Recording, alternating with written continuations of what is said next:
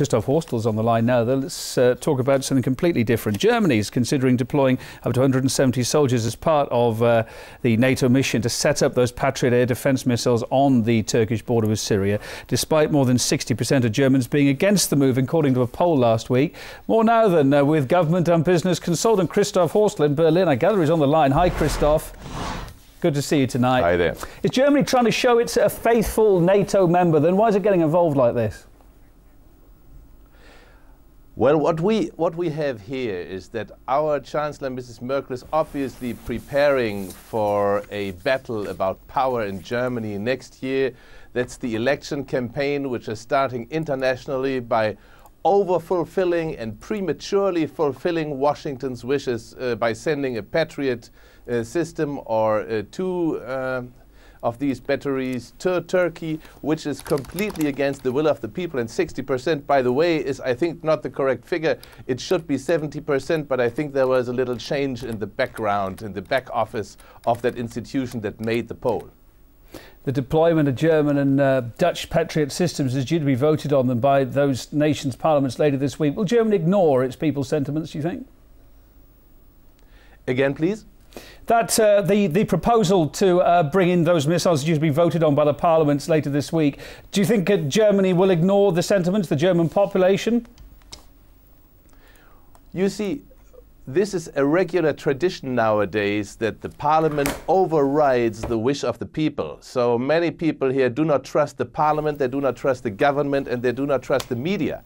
And what we have here is, you know, 80% were against the Afghanistan issue, and we sent our troops against the wishes. Then we are, you know, paying into the bankrupt euro currency again against 80% of the wishes of the people. And now we are sending these Patriot systems, and that, by the way, and I made a mistake in the past, I said after Syria it's Iran now. In fact, after Syria it's also Russia. Russia will be under attack from NATO from within, through foreign agents, and that is a very bad situation. And unfortunately, I think it's a waste of time to talk to the Assad government, which is, you know, unconsultable. Rebels have been making gains in recent weeks, seizing armed bases across Syria. Can the Assad government battle both the militias and the Western political pressure now all at once, do you think? You see, nowadays with the modern ways we had, look at me, for example. I am working only with alternative media in Germany. With the last trip to Damascus, I had more than 2 million spectators without investing a single penny of money. And that can happen, you know, at a much larger scale if things are done well. But unfortunately, you know, countries like Iran and Russia are conducting foreign policy in the style 80 years ago.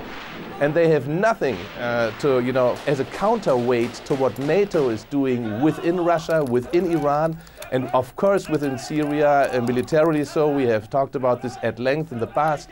So with this kind of imbalance of means, of course, there's no good to be had. Well, another thought I'd like to pick your brains on. US intelligence said today that it spotted the movement of chemical weapons parts in recent days in Syria. Is there any reason for Turkey to worry about that? No reason for Turkey to worry about that. What Syria is certainly doing is trying to make sure that no foreign agent, how well equipped ever, can, you know, get into the possession of these weapons. That is the main concern of the Syrian government.